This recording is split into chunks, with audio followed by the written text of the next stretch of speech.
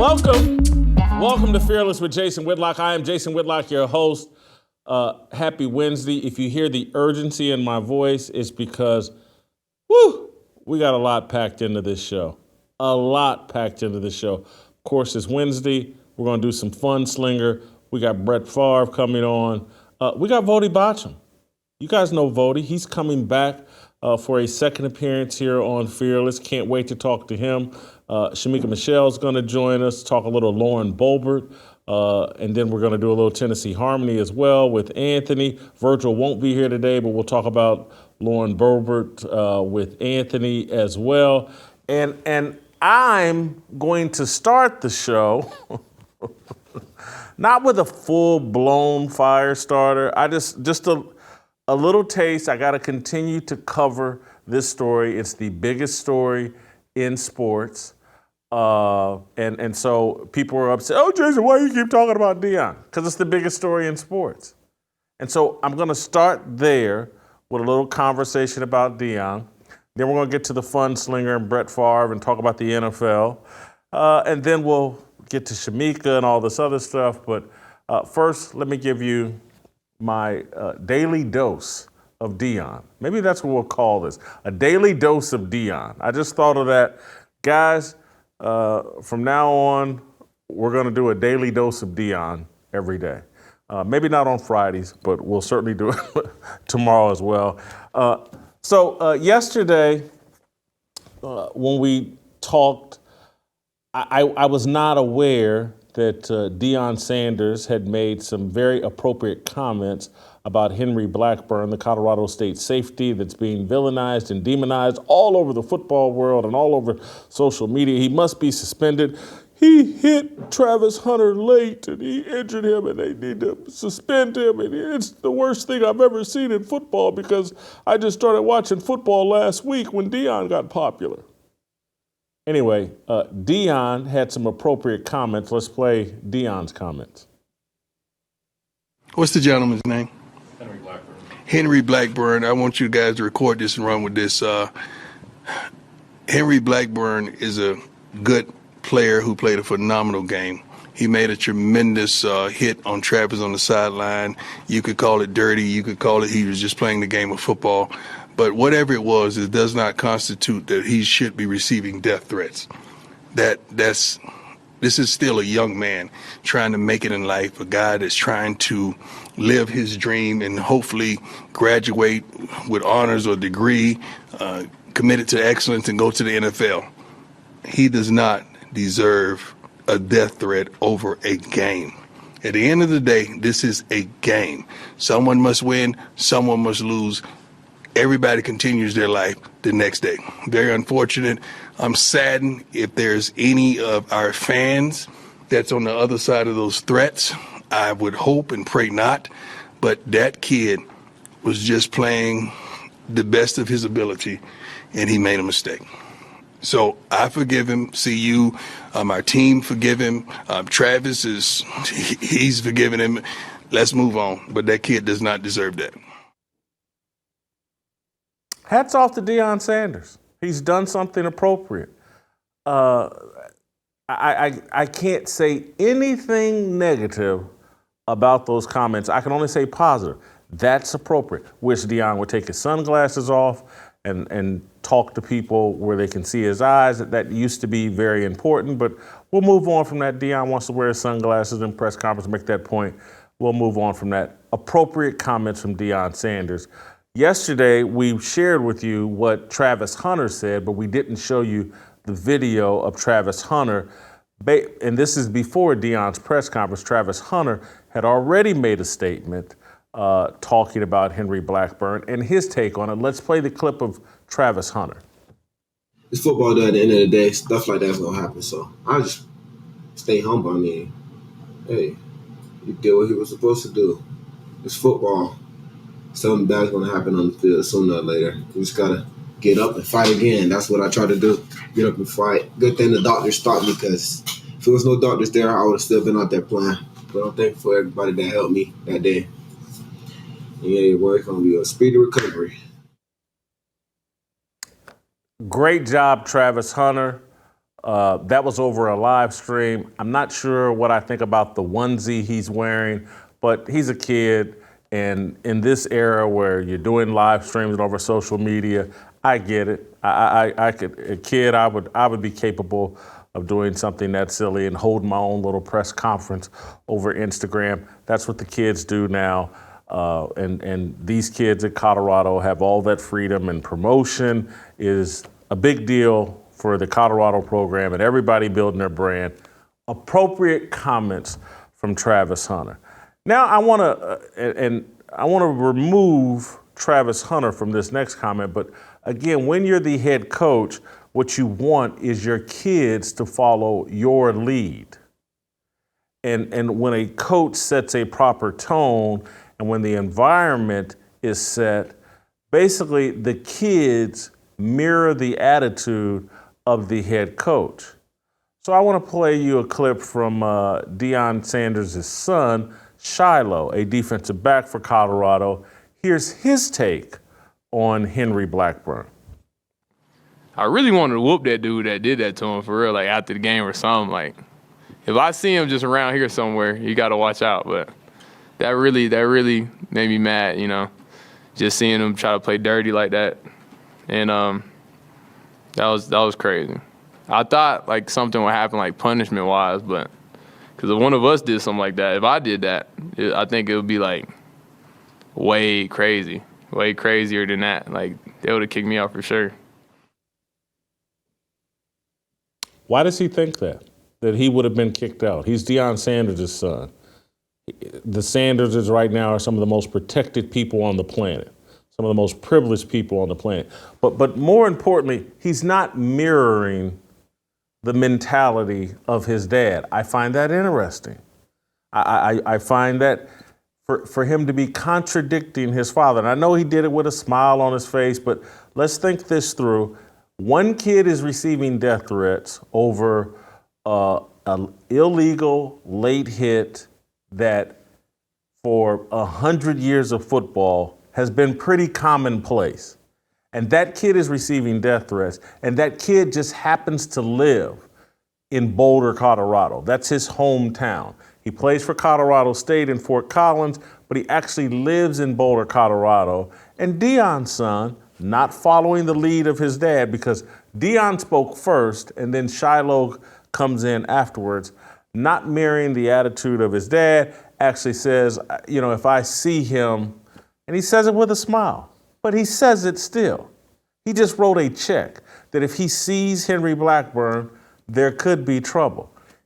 Once again, Henry Blackburn lives in Boulder, Colorado. There's a chance over the next year or two that they may see each other. And Deion's son has written a check. Does he plan on cashing it? This kind of back and forth talk. And again, when you invite the entire rap world into your program, you know what comes along with the rap world? Beef. You know what happens when there's beef in the rap world? Violence. We've seen plenty of it. That whole mentality. And this is where, again, where Deion promotes a lot of Christian values, but what is he actually injecting into his program? Rap values. And so his son, I'm sure I said it with a smile, and of course this is what blah, blah. He's not mirroring Deion's mentality. He's not mirroring Travis Hunter's mentality. And so as Shemeka likes to say, I'm a fruit inspector. And so Deion Sanders' son is Deion's fruit. What does that fruit sound like what Deion's talking about? And does it raise questions about, oh, this is what Deion's saying in front of the camera. What's he saying behind the scenes to his actual team? Because his son is saying something completely different. I find it interesting. Let's note that and remember that. The last thing I want to talk about as it relates to fruit inspection. And when I talk about the values being instilled, reinforced, promoted within the Colorado football program. And I want to once again examine the fruit. Shedeur Sanders, who is a hell of a quarterback, hell of a player. But he's also arrogant. And if he were white, people would be calling him arrogant and a punk. He's kind of like Christian Laettner. And that's why I make the Duke comparison. That Colorado is the Black Devils. You know, Duke is the Blue Devils. Colorado is the Black Devils. This arrogance. And so I read a USA Today story about Shedeur Sanders, who's already driving a Maybach. And they got a story now. He wants a Rolls Royce. And Deion actually had Tom Brady call his son to tell him he didn't need a Rolls Royce. Now, Shedeur is the kid that pregame, big gold chain, Rolex watch, flashing it in other kids' faces before the game. That's Shedeur Sanders, the Christian Laettner of Colorado football. Does anybody remember how people felt about Christian Laettner? Anybody remember that? I certainly do.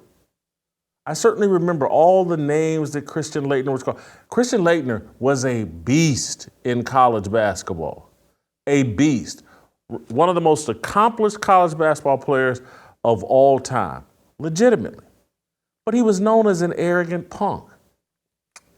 That's what I see in Shedeur Sanders. See, my perception or my values are the way that I evaluate. It's not predicated on skin color. It's predicated on behaviors that are consistent with values that I believe in and want to see. Most of the people defending Colorado and not taking an objective view on what they're seeing from Colorado and Deion and his sons, their values aren't consistent. Their values are based on skin color. And so they can't see the Christian Laettner in Shedeur Sanders. And when I say Christian Laettner, for those of you not as old as me, this dude was an incredible college basketball player and had a solid NBA career.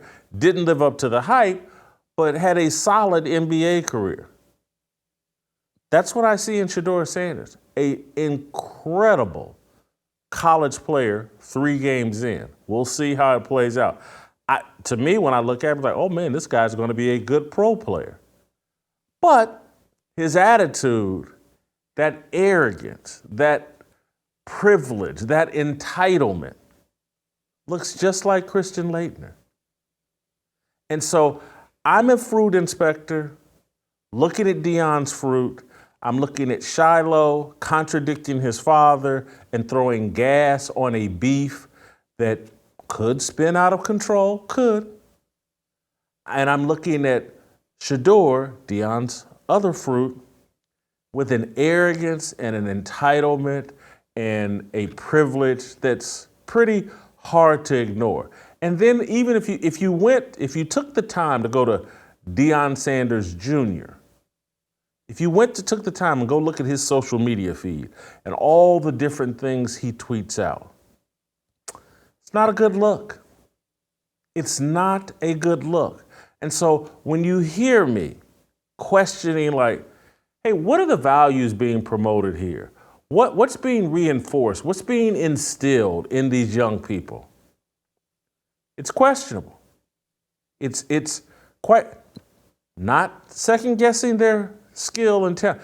All these Duke players that everybody hated, J.J. Redick, Grayson Allen, Christian Laettner, these guys were great players and great competitors. But they were punks, and people didn't like them. And I didn't really have a problem with people thinking Duke was entitled and people not getting on board with Coach K and his entitled group of kids. No problem with it.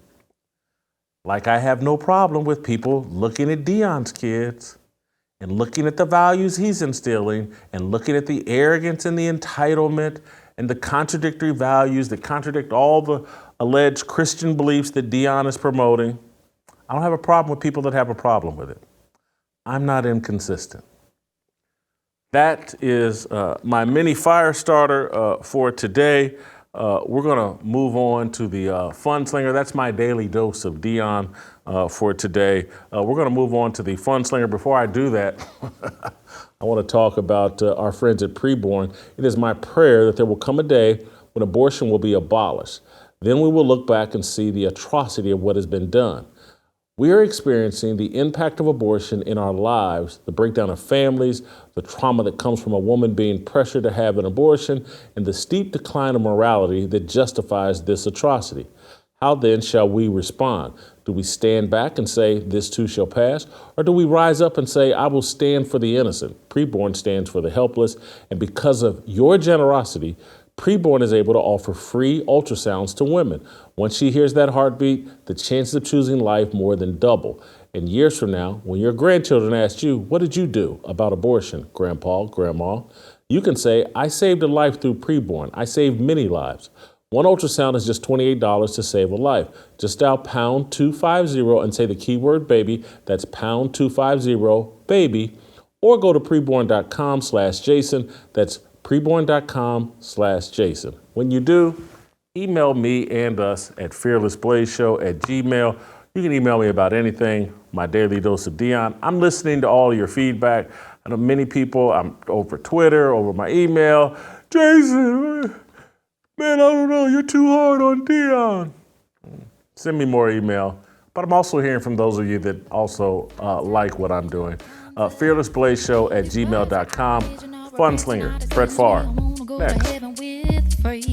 It's my obligation, no hate, discrimination, raising up your hands for freedom.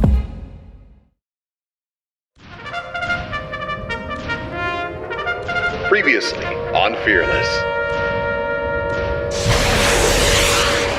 Warren, you probably had access to ownership. No. You didn't? No. They wouldn't even let me help design the Super Bowl ring. Huh. Yeah. I believe that. As Right? In Tampa, too. Ain't no telling what it would look like. I had a Big picture Warren on it. They stole they stole the design on the new one. On the one with the two, they stole it. Trust me, they stole my design. No, that Buccaneer with the hat, I'll show you. It would have been Warren with a cigar.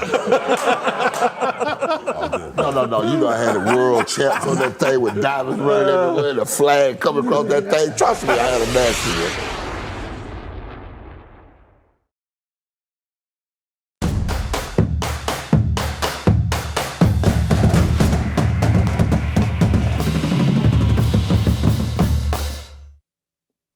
All right, welcome back. Time for some fun. Time for some Brett Favre. Time to review the events of the NFL season with one of the greatest quarterbacks in football history, Brett Favre, joining us live from Mississippi. Brett, I'll start with a team I don't know if you got fond memories of, but you probably got fond memories of their coach, Mike McCarthy. The Dallas Cowboys are 2-0, having knocked off the Jets and the Giants. They own New York.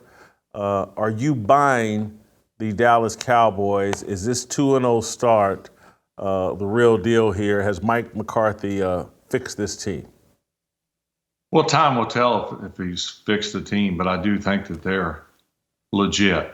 They got a really good defense, and Dak is playing well, not turning the ball over. Now it's early in the year, I know, but I believe that they're a legit team.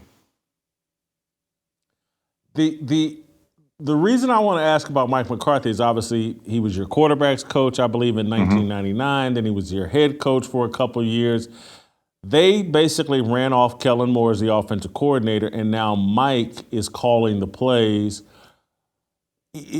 What does Mike bring as a play caller and a head coach that perhaps can help Dak Prescott and that offense? Well, I think first what makes him, I think, a good head coach, we have to remember he did win a Super Bowl in Green Bay and has had a lot of success. He brings the level of toughness that he portrays to the team. I just remember when we left meetings, team meetings, guys are ready to tear the walls down. He has that presence about him. And I think that believability is so important in a leader, whether or not he believes that we can crush this team or even just beat them. He makes you believe that. So I think that that's one of his great attributes. Play calling, I think a good play caller, and I've been around several, and I think what makes them special is not so much the plays, but being able to call plays or design plays that are really suitable to the personnel that you have. So I give you a good example. Holmgren, early in my career, he was calling plays that he had called. You know, he was the offense coordinator at 49ers, and then we hired him as the head coach. So he had coached Joe Montana and Steve Young, two of the greatest to ever do it. And he was calling plays that he had called in San Francisco, understandably so. Well, I was young. I was no Joe Montana. I was no Steve Young. I was raw.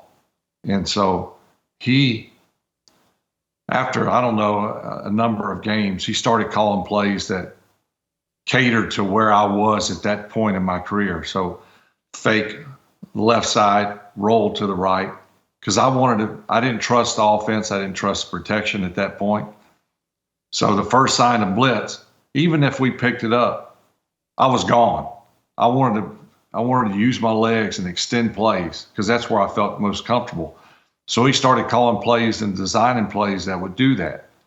And I think Mike McCarthy has that attribute as well. And calling plays is one thing.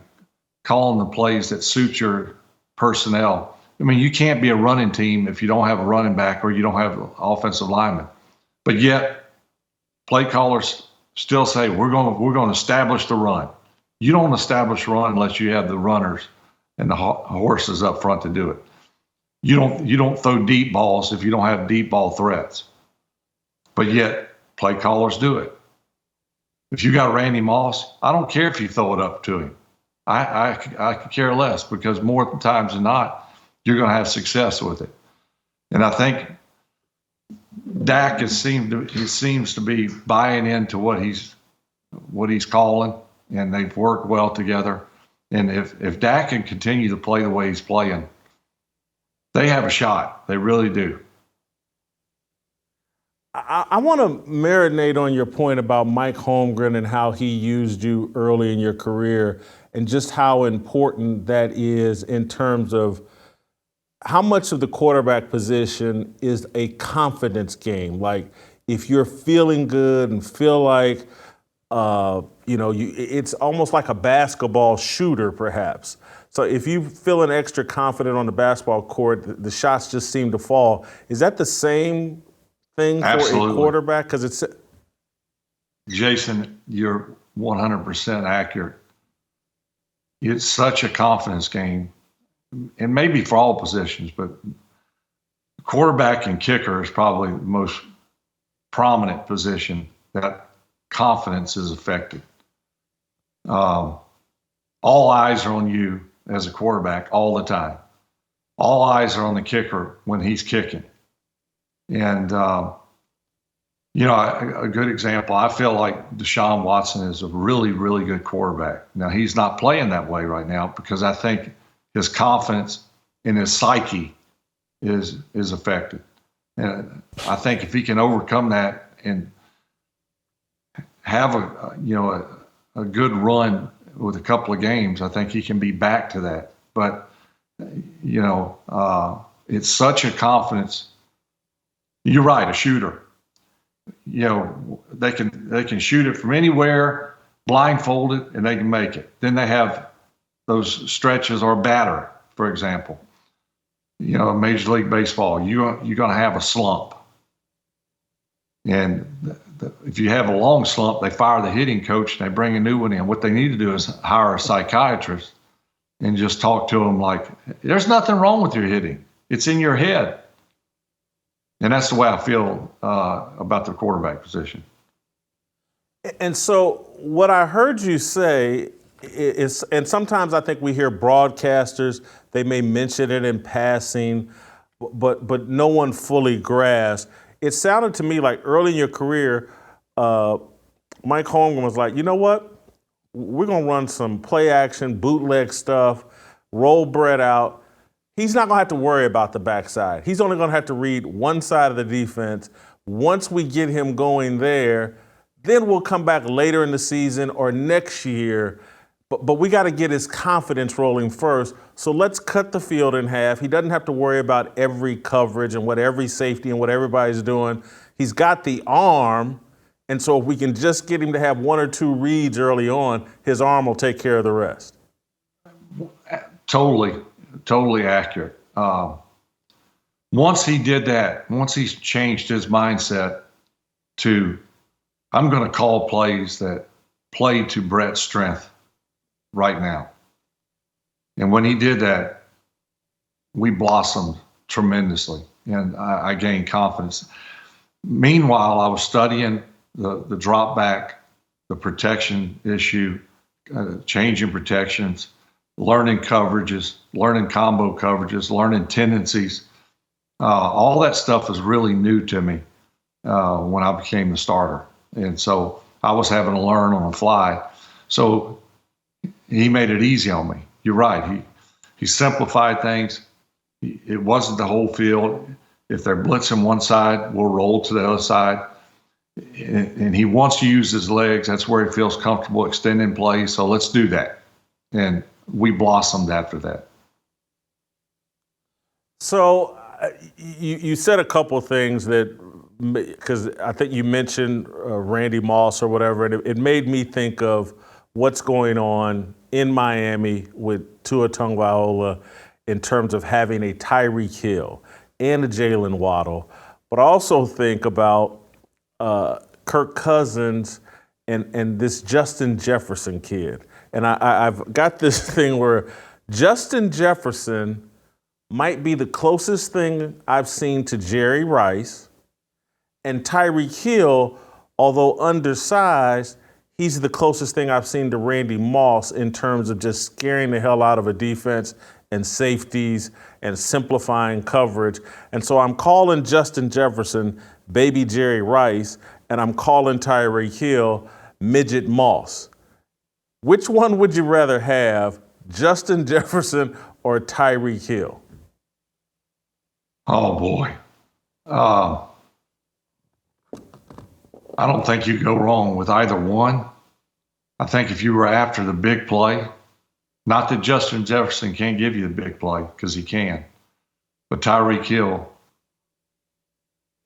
defenses know it, defensive coordinators know it, but yet, much like Randy Moss, and I like your comparison there,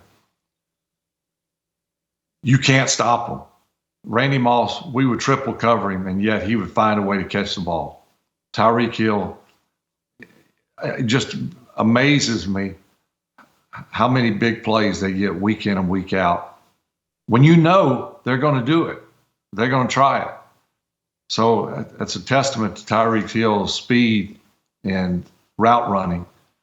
Justin Jefferson is about as, when he came into the league, was about as ready as a rookie could ever be. I mean, he was well beyond his years. And he also, 100 yards for him each game is no big deal. 170 and a half is more his style. Just a tremendous player. And I don't know how you stop either one of them. I really don't. And I'm sure defense coordinators are scratching their head. I can't pick. I'm going to make a pick for you, and I'm going to tell you why. I think Justin Jefferson is the right receiver for Brett Favre. A different quarterback, Tyreek Hill, is the right receiver for. But to me, for Brett Favre, it's like, oh my God, I know I can drop back and I can just throw it to Justin Jefferson and he's going to go get it. It doesn't matter how covered he is. It doesn't matter what position his body's in. If I get him the ball anywhere in his vicinity, he's going to go get it. And whereas if I don't have Brett Favre's arm and I need the type of separation that Tua Tagovailoa has, he needs that type of separation because he doesn't have the arm strength. I want Tyreek Hill. But I think and both of them are incredibly valuable. But I think for the strong arm quarterback, Justin Jefferson's the right play. For a guy that needs a bit more, that's a timing guy, that needs a bit more separation, Tyreek Hill's the guy. I don't disagree with you. I think Tua has proven that he's more of a time and precision, anticipation quarterback. Understands his limitations, which I think people have tried to find ways to say he isn't a pro quarterback. I think it's time for people to say, this guy is for real. He understands his limitations. He understands the expectations with the players he has. And he executes the game plan. You very rarely see him throw a ball late down the field. It's usually on time with composure. Obviously, he's accurate. Good decision making. I think he's a really good quarterback. I think those receivers certainly help him, but I think he's a really good quarterback. Brett, I want to talk some Justin Herbert, and I think it's related to the conversation you were having about Mike Holmgren. And early in your career, I think it's always a blessing for a quarterback to play with one of the great offensive minds as a head coach early in their career. And I don't think Justin Herbert is getting that. Brandon Staley is from the defensive side of the football. Anthony Lynn, the first head coach they had, is a former running back, not seen as an offensive guru. Justin Herbert is struggling a bit in terms of wins and losses. I think the Chargers, I don't want to put it on Justin, but they've blown 10 fourth quarter leads in the 3 years he's been their starting quarterback. I think he's suffering a bit as a great young talented quarterback, not getting to work with a head coach who's an offensive guru. And San Diego or the Chargers, the LA Chargers, they're going to have to correct that. They've spent a lot of money on Justin Herbert. I think they got to put him with the right kind of offensive coach if they want to max him out. Yeah, I agree. I don't know Brandon Staley. I really don't know much about the Chargers. I just never see them play. But I know that Justin has been prolific at times and has played exceptionally well. But you're right. I think if the head coach is really not an offensive guy, that's fine. Make sure he has a mentor, offense coordinator, or quarterback coach that can kind of teach him the ropes, maybe shortcuts, how to watch film, little things that probably get overlooked a lot if you don't have that guy as your coach, a mentor. I think that the Chargers are really close, but also really far. Just depends on. I'm not saying they should change head coaches, and I don't know anything about the offense coordinator. I don't know anything about the quarterback coach, but they're missing something. And I think Justin is the guy. I really do. What little bit I've watched of him, I was impressed. But something's missing. I'm not the expert here. I don't watch him enough to know. But I appreciate the honesty. But I think you're right. I think you're right, though. I think that it's valuable for any quarterback. Now, if you're in year 15, year 18, you've been around the block, you just need a coach that can give you the tendencies and the game plan and things like that. I'm not saying that you don't need to be coached, but you know what I mean. But he's in the early stages of what should be a long, bright career. Make sure, if I was the owner, I would make sure that I had someone who knew what the hell they were talking about and knew how to kind of groom him to be that guy. Listen, the head coach, and again, I'm not asking you to comment on this because you're right, but the head coach has got to bring something to the table. It's like with Bill Belichick. He put a great defense out there, let Tom Brady manage the game and the offense figure it out early in Brady's career. Brandon Staley's from the defensive side of the ball. They're not playing very good defense with the Chargers either. That's the real problem. That's why they're blowing so many leads. So you're not getting the offensive help you need for the quarterback, and you're not putting a lights-out defense out there despite having some really talented guys, including Joey Bosa, and you're supposed to be the defensive guru. It's just not working with the Chargers. I feel a little sympathy for Justin Herbert. One place where it is working, Brett, so far, 2-0, and I know this is a guy that you were high on early in his career, and I'm wondering if you think if Baker Mayfield, 2-0, no turnovers. Is this his third team, I think, now? Maybe fourth. He was with maybe Carolina, fourth. Yeah. Cleveland. Yeah, Rams. Rams. Cleveland. You think Baker Mayfield may have discovered something here? Can he sustain this here in Tampa? You know, for the life of me, I can't figure out why he hasn't gotten on the team and secured the starting spot. I don't know Baker. I know he did the funny parody on my draft day deal. That's about the extent of me knowing him. But he's a winner. And he's overcome pretty good odds. I think he was a walk-on at Texas Tech. I think he became a starter or close. Ended up at Oklahoma. Had to fight his way through the ranks and did so and won. I think he's a gritty competitor. I don't know what kind of teammate he is. I've never asked his teammates what kind of guy he is. But it seems to me that the guys rally around him, and he's just – maybe he doesn't do it as pretty as the next guy, but he finds a way to win, and he's scrappy.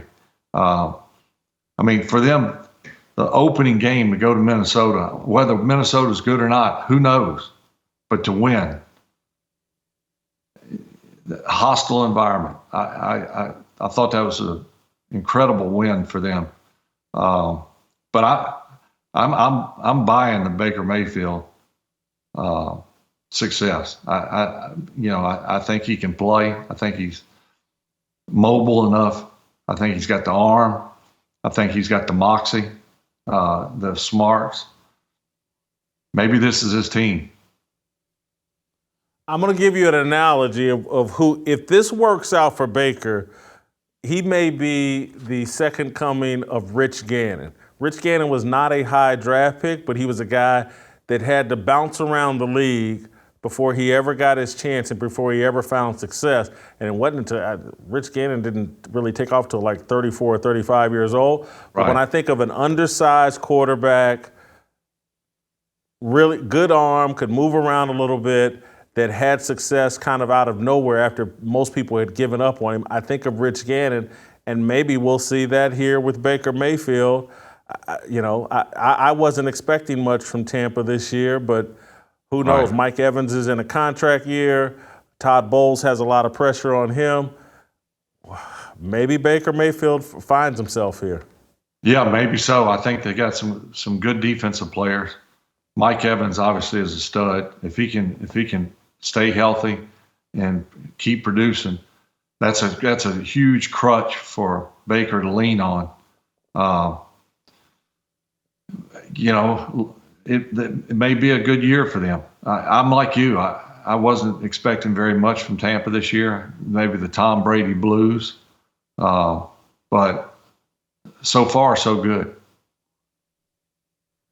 Brett, Nick Chubb went down with a gruesome injury in a Monday Night Football game with Pittsburgh.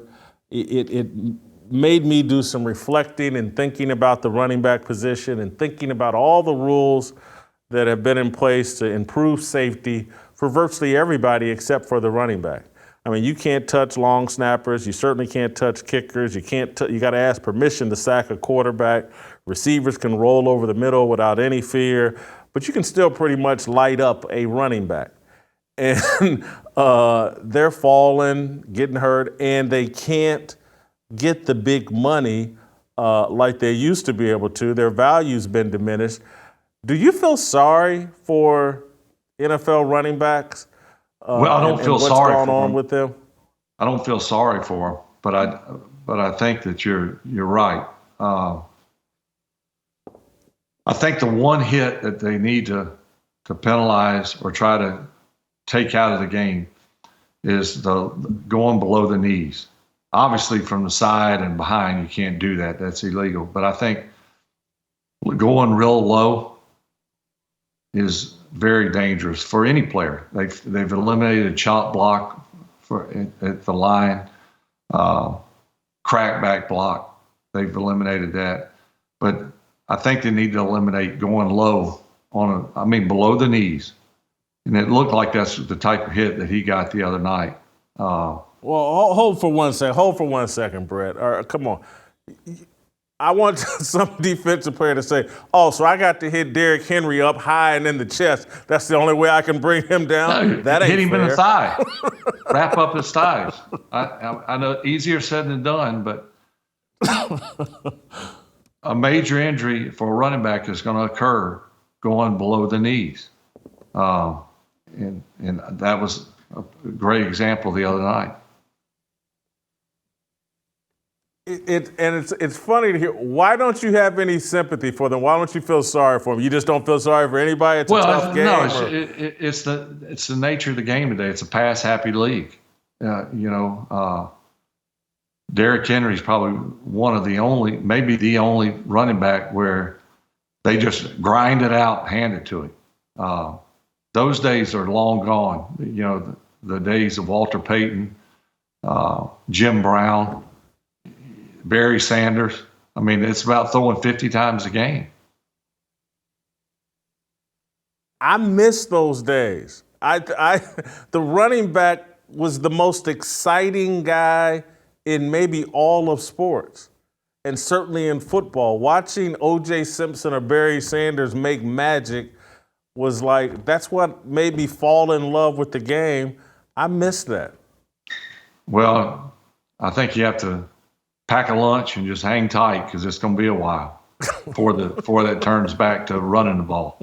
And what kills me is it's a pass-happy league, but every once in a while you hear, Coach, we got to establish the run. You can't establish a run with 1 or 2 runs and then pass 20 times. I mean, it's impossible.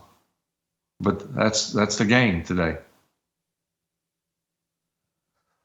But Brett, you've already mentioned this guy, but I want to circle back to him. Deshaun Watson did not play well Monday night.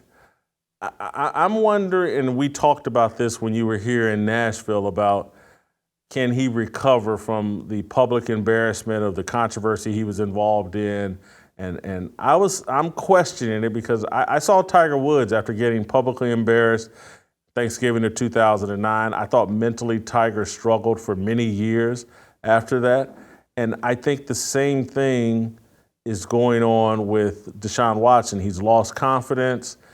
It's hard to carry yourself with the same swagger and confidence when everybody's laughing at you or mocking you for your off-field controversy. What do you think's going on here with Deshaun Watson, and do you think his confidence is going to recover? I do think. I think he is resilient enough to fight through it. I think it's not easy, but the kid is super talented. I don't think the rest of the team is playing exceptionally well. The defense is good. They're really good. And that's a bonus because all they got to do is just find a way to not turn the ball over at least as much and manufacture some points, establish some drive. They're going to go down swinging with Deshaun, so he doesn't have to worry about it, at least this year for sure. I mean, they've invested way too much money in him. And I think he's very capable of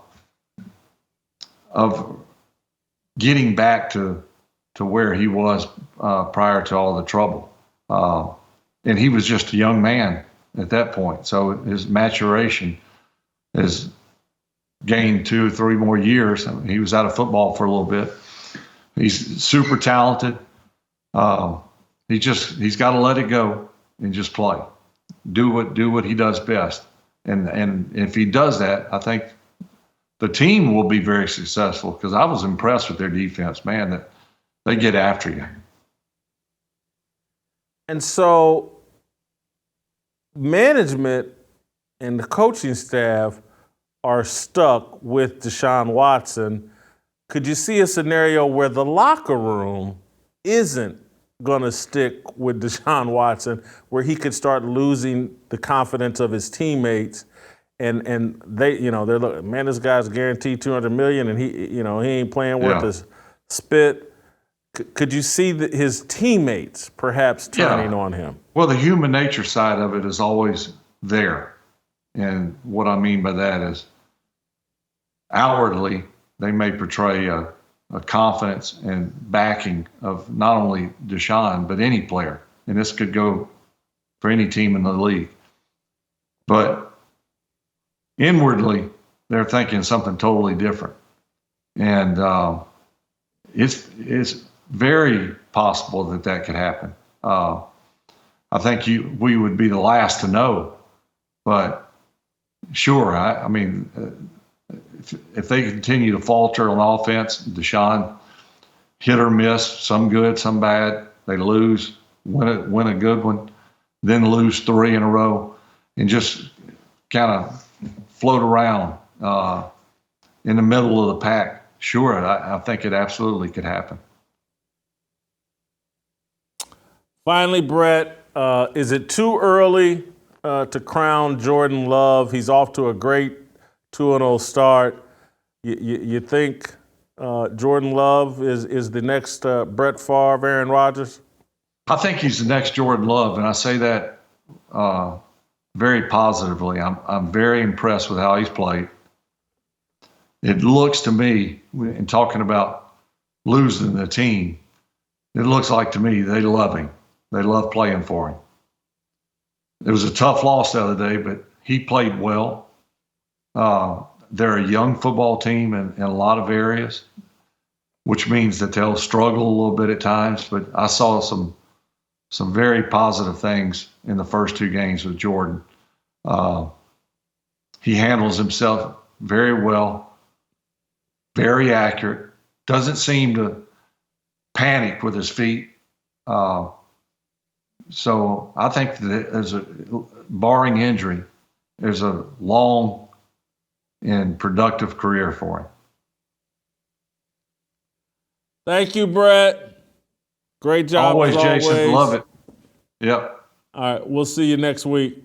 All right, that's Brett Favre talking a little NFL football. Listen, if you're like my mom, if you're like myself, and you like to make a little money with some daily fantasy, I got the perfect place for you to test your skills. PrizePicks this football season. It's the most exciting way to play daily fantasy sports. If you have the skills, you can turn $10 into $250 with just a few taps. PrizePicks is really simple to play. You can make your picks and submit my entry in just 60 seconds, your entry in just 60 seconds.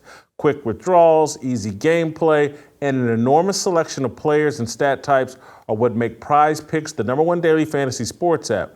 My mom sent me some picks for her PrizePicks she's selecting for tomorrow's Thursday night football game.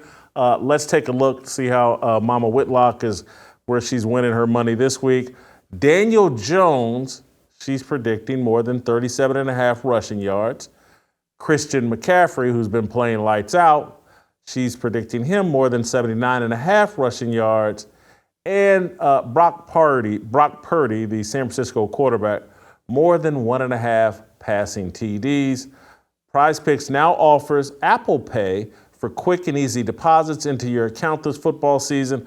Go to prizepicks.com/fearless and use the code FEARLESS for a first deposit match up to $100. That's a first deposit match up to $100. Go to prizepicks.com/fearless. Use the code FEARLESS. PrizePicks, daily fantasy sports made easy.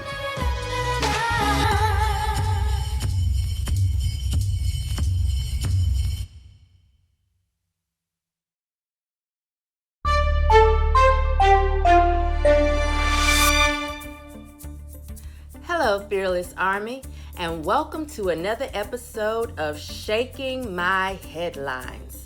I'm your host, Shemeka Michelle, and here's where we discuss a few hot topics that caused me to shake my head.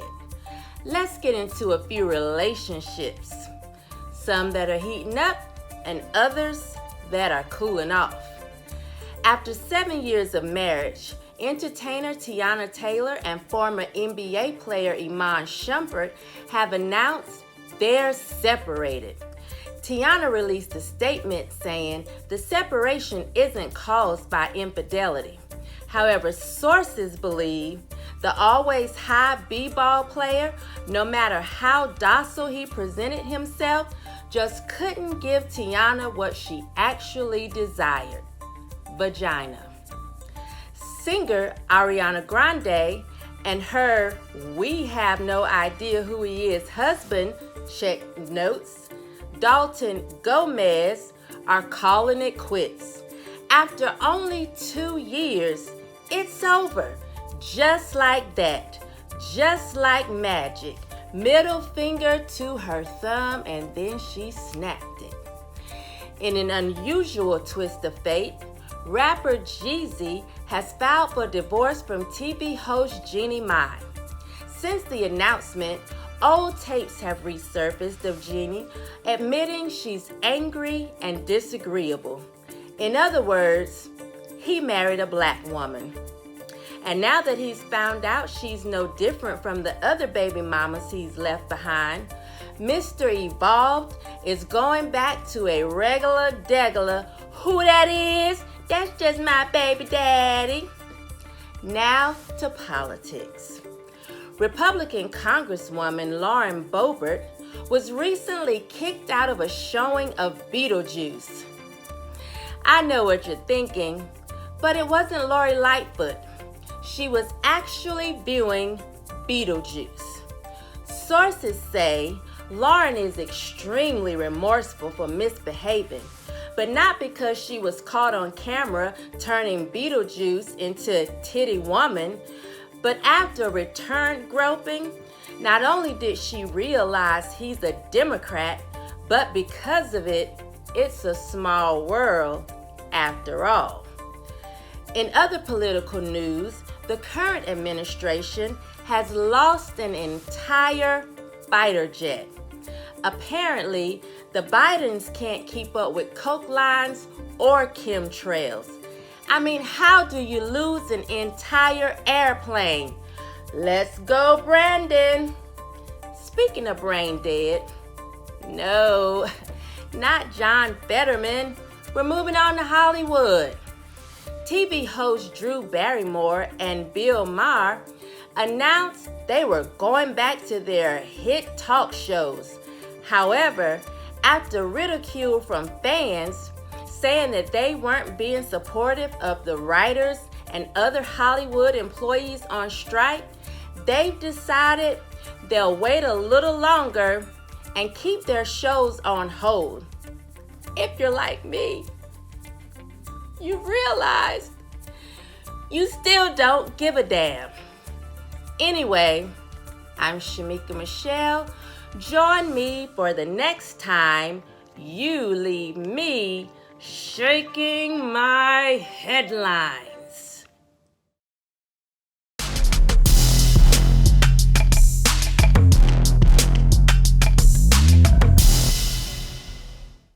All right, welcome back.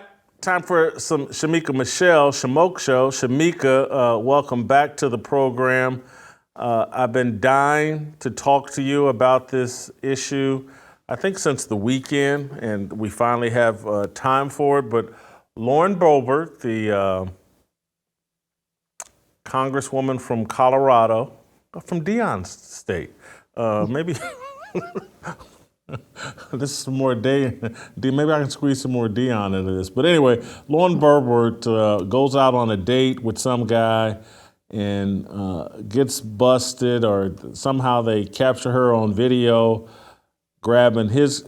she's grabbing his crotch, he's grabbing her breast. She looks like an idiot. Here's an ABC News clip. They're calling Lauren Boebert Beetlejuice, but here's how ABC News covered the situation. Boebert. Say it 3 times and she appears in security video from a weekend performance of Beetlejuice, where the congresswoman was kicked out of the theater for being disruptive. The DCPA says she was vaping. Boebert's team denied that, said the haze was from fog machines in the show. That claim goes up in smoke when you see the video. The pregnant woman sitting behind Boebert told the Denver Post she asked her to stop vaping, and Boebert refused. Her one-woman show continued, taking flash photos, raising her hands and dancing, often the only one clapping or standing up in the crowd. Boebert occasionally took a break from being disruptive to enjoy the company of her male companion. He briefly had a grasp on the situation before ushers returned and told Boebert she had to leave. The theater's incident report says Boebert pulled the "Don't you know who I am" card on the way out, appearing to give theater employees the single-finger salute. So there's Lauren Boebert, and I meant to ask these guys, and I forgot, and maybe we can call it up and put it there, but I met Lauren 8 months ago at a private event here in Nashville, took a picture with Lauren. Lauren's an attractive woman, heard her speak, and she talked about her faith and the importance of her faith at this event that I went to. And I was halfway impressed with Lauren Boebert. Her husband at the time, he was there. Maybe this was a year ago. I can't remember specifically. But anyway, I will say, as soon as I saw this story, my first thoughts were, she's not a serious person. Let me hit the unfollow button on Twitter. That was my first instinct. And then the other part of when I looked deeper and just saw the dress that she was wearing with her boobs out, basically nipples covered, and that's about it. I'm like, well, what did she think was going to happen? And then when I hear that it's a first date, and I'm like, a first date? And this guy's got his hands all over her breasts and she's got her hands all over his crotch. And so I just go, hot, horny, and high. That's not going to fix America. This isn't a serious person. Hit the unfollow button and just keep it moving. Those were my initial gut reactions. But I wanted a woman's perspective, someone who's gone through a divorce. And again, I know I'm old. I don't know what the protocol is now on a first date. You can publicly grab breast and crotch on a first date. Is that the new? Is this a Tinder date or is this a real date? Anyway, I don't know what's normal now, so I wanted your help in understanding this story. Shemeka, please help me out. Jason, this looks like white trash goes to Congress. It's not a good look at all. And I'm not here to be the moral police. I've been in a dark theater, reclined under a blanket. I know what that's like. However, what I don't think Lauren understands is when you go to certain levels in life, there are just certain things you cannot do. Someone told me this years ago. We were actually walking and admiring the houses that had the rooftop patios. And this is a very well-known person. I will not say his name, but one of us made mention of having sex on the rooftop. And he said, that's something I could never do. And he looked at me and he said, you can't do it either. As your platform grows, there are just certain things that you can't do anymore. And so with Lauren, I think that that's something she doesn't realize. There are certain things you can't do anymore. Acting like a child, acting like you have no morals and values in a crowded theater is just something you can't do anymore. Buy a few seats, go to a movie no one, wants to see, sit in the back. If you want to have that Alanis Morissette, experience, you have enough money to do that. But to be in a crowded theater and you're vaping and somebody's asking you to stop and you're taking selfies, that's just really ridiculous behavior, and she should know better. That's why it looks like white trash to me, because why would you do this as a popular congresswoman? That's the issue. Some stuff you just can't do anymore. The other level for me is that, again, her public proclamations about her faith. And again, when I was at an event here in Nashville that she was at and she spoke, she leaned into her faith and was talking about it publicly. And that's what kind of made me be like, okay, I can ride with it. This is what we need from our politicians, people that are going to stand on their faith. And so it's like me. If anybody ever sees me at a strip club again, after all these public proclamations about my faith, you have every right. Hit the unfollow button. Don't take me seriously, because I'm a joke at that point. And so I'm not someone, and John Thompson, the former Georgetown basketball coach, people need to have a private life, a public life, and a personal life. And particularly this is true for public figures that ascend to leadership positions. Private life, personal life, and a public life. And it's like she doesn't understand the rules of a public life. And you got to keep it clean. And so literally, and it's not that I approve of this, but if she wants to be hot, horny, and high, do it at home. Just be hot and horny and high at home. That's your personal life. Don't put it on public display. That's your personal life. And if they had busted into her home and found her in a dress with her breast out and groping some guy and vaping, I'd have been like, that's her personal life and blah, blah. Not a great look, but none of my business. That's her personal life. But when she put it out there on public display, and again, to me, the first red flag, just if there was no groping, if there was no vaping, I just don't get the dress. I don't understand the dress with her breast out. She's a congresswoman. She's a mother.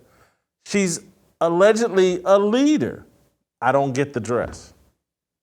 Yeah, it seems she's a mother and a grandmother, according to reports. And, maybe she feels like she, paid a lot for those boobs and she wants to show them off. I don't know.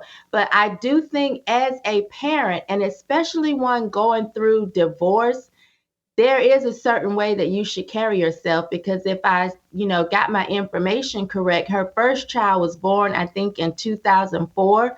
So I would think the other ones are younger than that.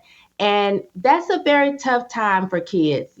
Some kids do very well with that, but then there are others that wish the parents could work out and stay together. We don't know what her kids are thinking. And so for her to be out in public as if this divorce isn't affecting her at all, I just think it's the wrong way to behave. And then her husband to come out and say, it's all my fault. No, this is once again women lacking accountability. It's not, okay, maybe you did cheat. Maybe you weren't the best husband. This should not have an effect on how she behaves out in public. So for him to say, it's all my fault that she's out here acting this way, this is silly. And once again, us not holding women accountable for their own behavior. I went through a divorce. I know what it's like to be unhappy and you want to spend some time with someone else, but there are ways that you have to carry yourself, because you don't know what effect this is having on the children. And this is outside of her being a congresswoman, just being a woman, period, going through this time and having children. There's just certain ways you have to carry yourself, which is why getting married and having kids requires a certain level of sacrifice. You can't be selfish and just thinking about yourself. And most of the time, that's all the time. You rarely have these moments where you can just actually, it's just me. Because in all actuality, it isn't just you. Once you have children, it's never just you again. So I think that's something that she really needs to sit and think about, because this is the life you chose. And with that comes a new lifestyle. So I'm going to ask Vodi Baucham. He's going to come on the show after you. I'm going to ask him about Lauren Boebert and Deion Sanders. We'll see what he has to say. Thank you, Shemeka. Great job as always. We'll see you next time. Guys, I've been talking about liver health formula for quite some time. They jumped on board as a sponsor of this show about 6 months ago. I told you guys I've been taking this stuff for about 2 years to help me with my fatty liver. The American Heart Association indicates that people with fatty livers are 3.5 times more likely to have heart failure than those without. The American Liver Foundation says that 100 million Americans have fatty liver. I certainly do, which means many people are at risk. We throw everything at our livers: cholesterol, alcohol, toxins, Tylenol, cigarettes. That's why so many of us have a sluggish fatty liver that makes us gain weight and lose energy. For decades now, your liver helps you with over 500 key functions every day. It's time to help your liver. There is a solution. Liver Health Formula, an all-natural supplement which contains 12 clinically proven botanicals that help recharge and protect your liver, manufactured right here in the US of A and approved by American doctors. So if you're looking to ignite your fat-burning metabolism, boost your energy, and transform how you look and feel, try Liver Health Formula and receive a free bottle of blood sugar formula to reduce sugar cravings when you order today.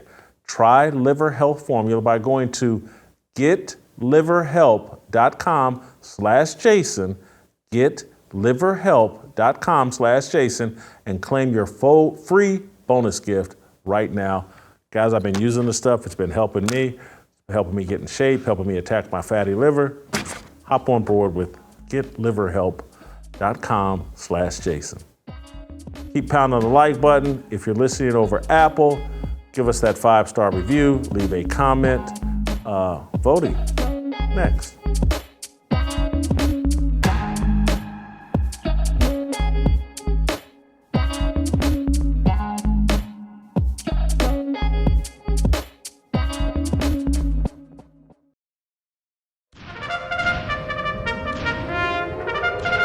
Previously on Fearless.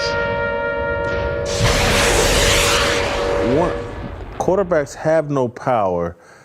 Deshaun Watson goes through his controversy in this Me Too era and still gets an incredible contract. $30 million guaranteed. Yes. We're talking about a franchise that had won since Jim Brown was there. But clearly that's some power. If you can have damn near 30 women claim that 66. you, or whatever it was, sexually assaulted. It was 66. And you can still get $230 million guaranteed. No. It was just a desperate franchise that had them went through the Baker Mayfield.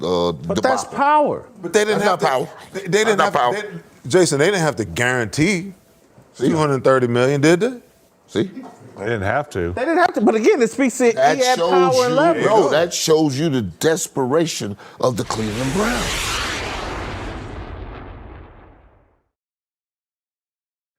All right, welcome back. Man, do we have a special guest today. We've had him in studio. Vodi Baucham is coming back to the show via Skype. He's in the States. Of course, he's the Dean of the School of Divinity at African Christian University in Zambia.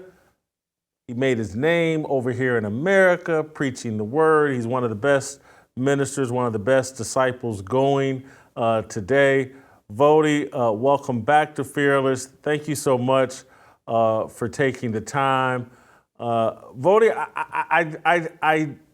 I'm going to ask you some questions that might be, I'm a little bit worried they're like a little bit beneath Vodi, but it's what I'm interested in. It's what the audience is interested in. And so I kind of want your take on some things that are in the news cycle. And so it's kind of gossipy or whatever, but Lauren Boebert, she's a member of the House. She professes her Christianity. She's been caught on video in a dark theater, making out with her boyfriend. I don't like it. I don't like it, and I've felt compelled to talk about it because I've met Lauren, and I just think we're at a time where leaders and public officials, and particularly those that profess their faith, they got a higher level, a higher standard of behavior than everybody else. If she did not profess her faith, I'd probably leave her alone. But how should we feel as believers about supporting a politician, a public figure who fails publicly in this sort of fashion? Wow. People are going to fail, and people are going to fail publicly. They're going to fail privately. And I think what we have to do is gauge whether or not these things rise to the level of us dealing with them personally, calling them to account, calling them to repentance personally, versus us calling them to account or calling them to repentance publicly.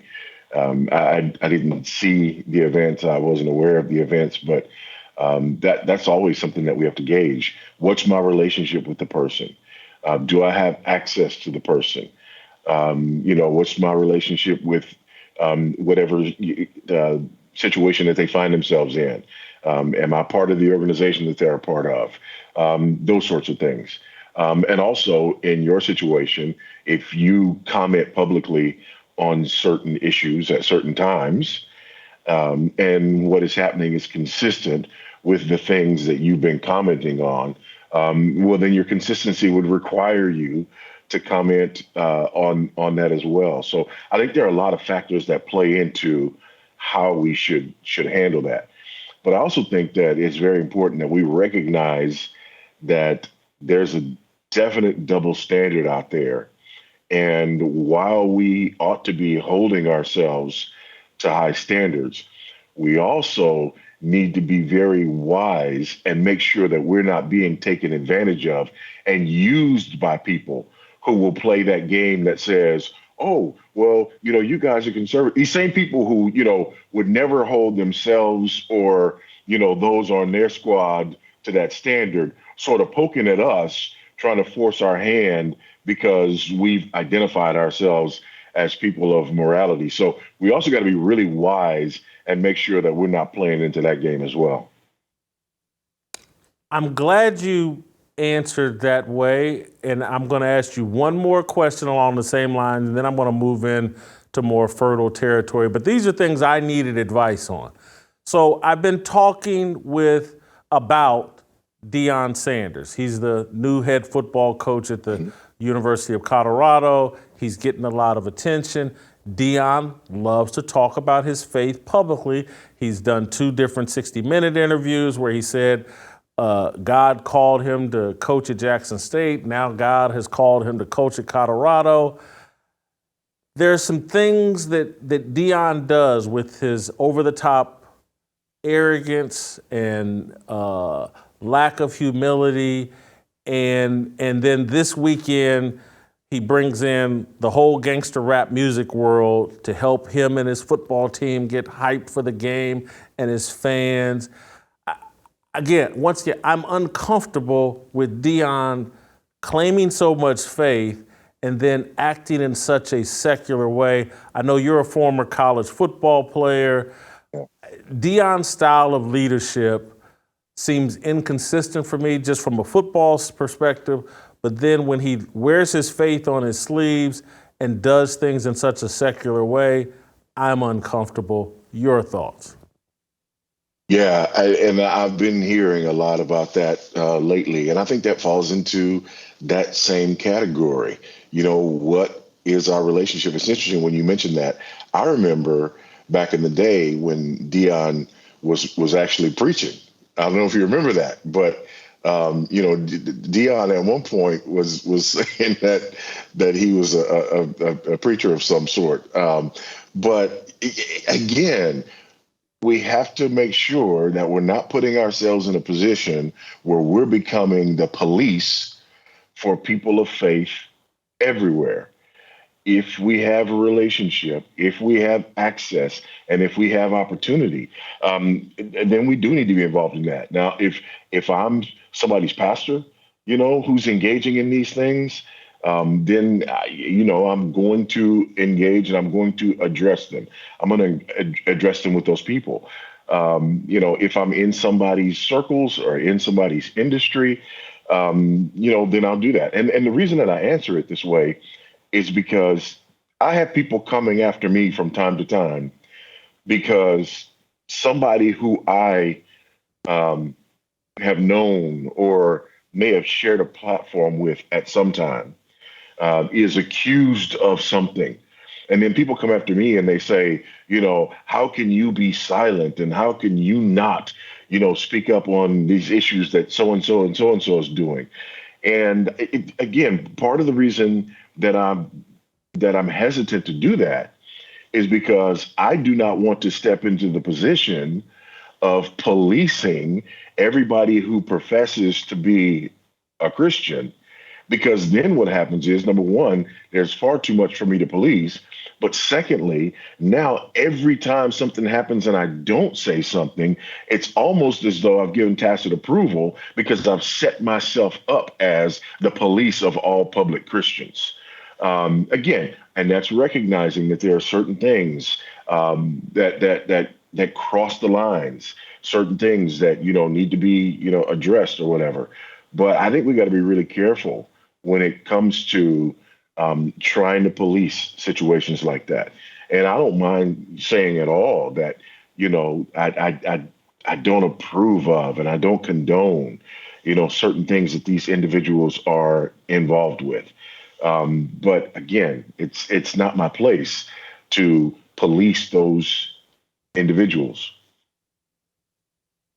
But if you find yourself in a position where you're behind a microphone and you're addressing the issues of the day, and these things become the issues of the day, that's a very different thing. It is. I have a different job than a minister. I'm a critic. And so it falls into my job. But I'm glad I was able to ask you these questions because you've given me something to think about. And it's probably going to influence me to show a little bit more grace towards Deion. So I appreciate you giving me a different perspective on both of those issues. I want to move on to something that really is important. And it goes to the feminization of American culture. These are issues that we talk about all the time on this show. I know you talk about. I'm wondering, from someone that lives in Africa, is the feminization of men and their culture, is this a global phenomenon, or is it something that's happening here in America and having no real impact in a place like Africa where you live? Well, to a certain extent, when America sneezes, the rest of the world catches a cold. So whatever's going on in the U.S. eventually works itself to other shores. But I think what we're seeing in terms of the feminization of men, in terms of the masculinization of women, is a breakdown in our understanding of biblical roles, and an intentional breakdown in our understanding of biblical roles. Feminism has gone after masculinity for more than a generation now. There's been this war against masculinity for more than a generation now. And when there's a war on masculinity, and when we demonize masculinity and use phrases like, toxic masculinity, when we have the breakup of families and we don't have men either present in homes or men engaging in the way they're supposed to engage in homes, then we have young men who find themselves, sort of wavering and tossed to and fro, trying to figure out what it means to be a man. And on the one hand, you have men who do go toward what would be toxic masculinity. I think about some of you talk about this, the gangster rap, stuff that's toxic, right? That's toxic masculinity. And then on the other hand, you have men who run away from masculinity because they've been told that masculinity is toxic. But as bad as that is, what ends up happening is we have unprotected women as an end result of both of those things. On the one hand, you have these toxic men who become predatory. And on the other hand, you have these weak men who refuse to be protectors. And in the middle, you have women who've also, been told that femininity, especially from a biblical perspective, as we would understand it, is something that's not acceptable, that they don't need a man, that they can do anything that a man can do, so on and so forth. It's a recipe for disaster. And we're seeing that disaster right before our eyes. Vodi, one of the things I talk about and try to address and point out is like, we've been convinced as men, as a group, that we have to apologize for everything that happened in the past, as if men from 100 and 200 years ago were the worst people on the planet and took away everything from women and from whatever other marginalized group that they decide to point at. And I keep arguing like, hey, hold on. The workforce culture that we had and customs and men dominating the workforce, that started 150 years ago, 200 years ago, before there were planes, trains, and automobiles, before you could work from a laptop. And so, some of the workforce customs and the way things were because these technological advances hadn't happened, and all the work required a level of physical labor that was best suited for men. And so let's quit apologizing for the past, and because there was, overall, I don't think men in the past overall were out of line. And I don't think women had complaints about men dominating the workforce when all the work was so physically hard and only men could really do it at a high level. And I think that's one of the biggest games the feminist movement has convinced men that we must apologize for the past. And I don't think men did anything wrong then. No different than the wrongs that we do right now, But am I right about that? Let's quit apologizing for the past. Yeah, and I think there's a couple of things that put the lie to that. There's a couple of things that expose the fraud. For example, women are underrepresented in being trash collectors. They're not complaining about that. Women are underrepresented in deep sea fishing, which is one of the most dangerous jobs in the world. We don't see women complaining about that. Women are underrepresented in being linemen who are climbing up, power electricity poles to fix power lines. We don't see people complaining about that. So when you look at these jobs that are still very masculine jobs, and you don't see people complaining about it, then you know that the complaint is not an honest one. Because if the complaint is an honest one, then you look at everywhere where there's a disparity between male and female presence, and you say something about it. But we don't do that. That in and of itself tells you that the complaint is not an honest one. Again, and as you said, does that mean that men haven't been derelict in their responsibilities from time to time? Does that mean that women haven't suffered certain things? Nobody's arguing that. Nobody would ever argue that.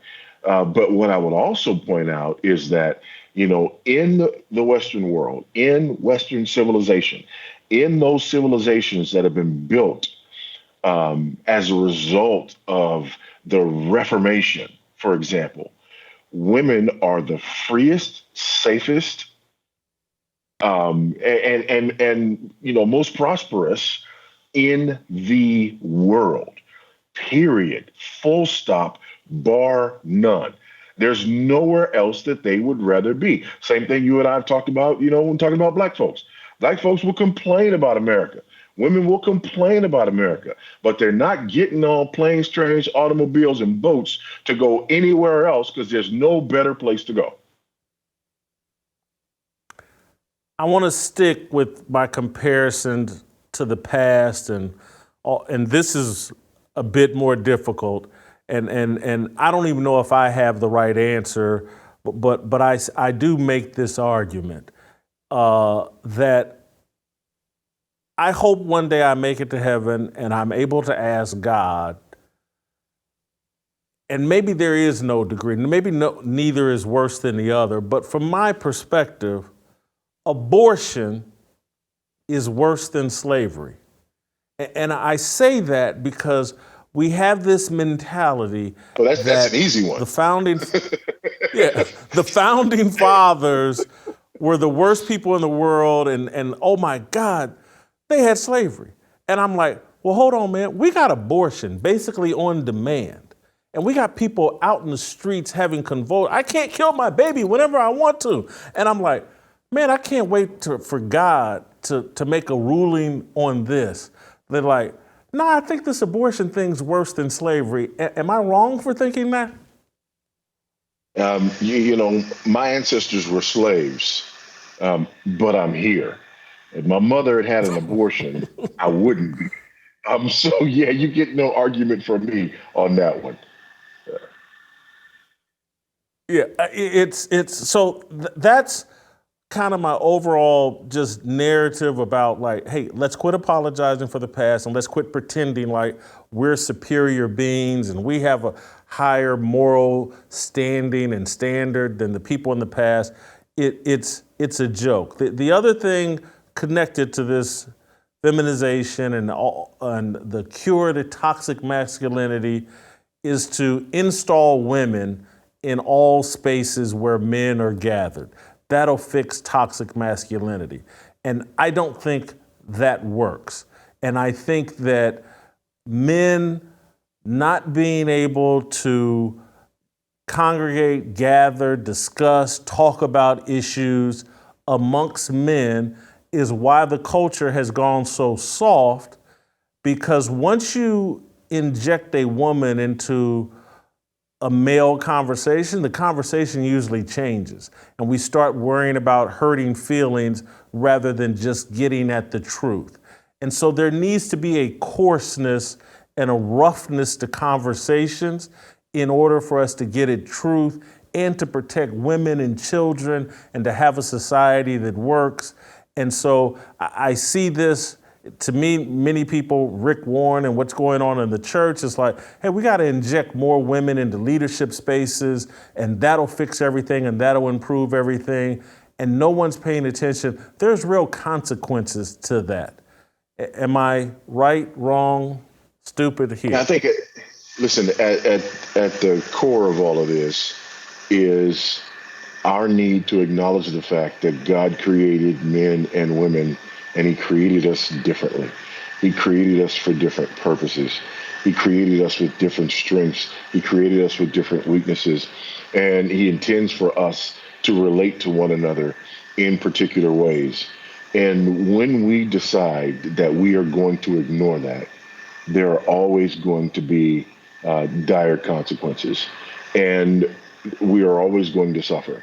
And ironically, women are always going to suffer more, because they are the weaker sex. Men are called to be protectors of women. And when we erase those lines, then that protection is not there, at least not in the ways that it is supposed to be. Vodi, you got a new book coming out. I want to give you a chance to pitch that. The Ever-Loving Truth: Can Faith Survive in a Post-Christian Culture? It comes out in just 7 days. What's the book about? What are you trying to? What's the message you're trying to get out? Yeah, it's interesting. I originally wrote this book in 2004. This is a revised and updated version of the book. And what was interesting about it is, looking back at what I wrote then, we recognized that so much of this was, number one, still in play. Secondly, so much of this has grown and morphed into worse versions of what it is that I was warning about back then. And so we decided to revise and update and re-release this book. And so I'm really excited because it was my first book. And I'm excited about the fact that though the problems have changed, the solutions have not. And at the end of the day, we need to recognize that our culture is at war with God. Our culture is at war with the things of God. And there is a way that we are called to respond to that. What I do in the book is basically I take Acts chapter 4 and I make the argument that what Peter and John experienced in a pre-Christian culture, right? Remember when they healed the man at the beautiful gate? They went before the Sanhedrin. The Sanhedrin told them to stop preaching and teaching in the name of Jesus. What they experienced in that pre-Christian culture is mirrored in what we are experiencing in our post-Christian culture. And they give us a roadmap as to how it is that we need to respond and overcome. How should we respond and overcome? First of all, we need to recognize what's happening. We need to recognize that our culture is adversarial toward us because they are adversarial toward Christ. Secondly, we need to recognize that neutrality is not an option. Our culture is not going to be neutral toward us. So many Christians want to believe that if we just, if we're just quiet, or if we just go along, or if we just tweak a little bit here or tweak a little bit there, that things will be all right. It absolutely will not. And the reason that it will not is because our culture currently is built on three basic ideas. The ideas of relativism, tolerance, and pluralism, right? The idea that, what's true for you is not necessarily true for me, right? All roads lead to God, and so on and so forth. The idea of tolerance, not traditional tolerance, but the idea of tolerance that says, not I disagree with you respectfully, but the idea of tolerance today says you don't get to disagree with me. You have to not only embrace what I believe, but you have to celebrate what I believe. And if you don't, you'll be canceled. And then, of course, the idea that there is no absolute truth. Well, the reason that our culture can't be neutral towards Christians is because at every point, we say absolutely not, right? Whether it's relativism or it's pluralism or it's the new tolerance, Christ stands in stark opposition to that kind of thinking and ideology. And as a result of it, because our culture is dead set on embracing that, from everything to abortion to, the LGBTQIA2S plus everything else, because our culture is dead set on embracing that, it can't be neutral toward an ideology that puts the lie to that. So we got to recognize that. And then once we recognize that, we have to embrace the fact that it's going to cost us. But regardless of what it costs us, we have a message to proclaim.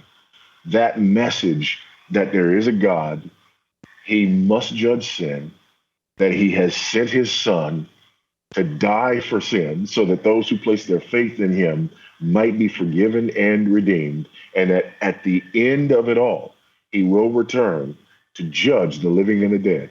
That's our message. We have to proclaim it. It's our only hope. It's our culture's only hope. And we have to hold on to it regardless of the consequences. Vodi, thank you for the time. Really appreciate it. Give my man Virgil Walker a fist pound for me. Enjoy things at G3. Love having you back in the States. We need you here more often, but glad to have you. Thanks for sharing some of your time. God bless you, my friend. It's my pleasure. Thank you. Yep. God bless you. All right, stick around. We'll have Anthony Walker and some Tennessee Harmony next. I wanna be, I just want. I wanna be, I just want. I wanna be, I just want.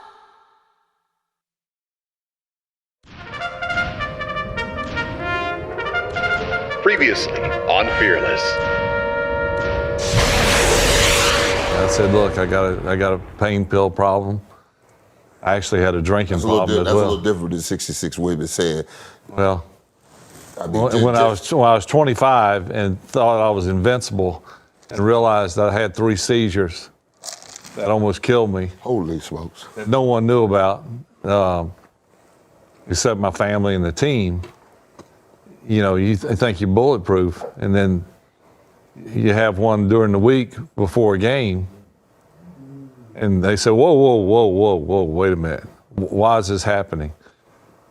And, you know, later on, I had to get up there and admit it. And I mean, I still cringe now thinking about it. But when I came out, I had a lot of time, 72 days of rehab.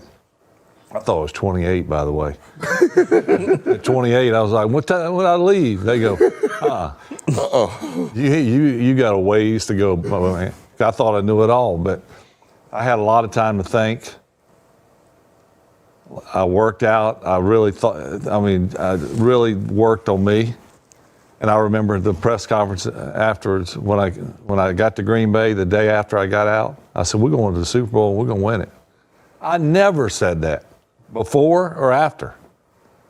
But there was just something about me that knew it.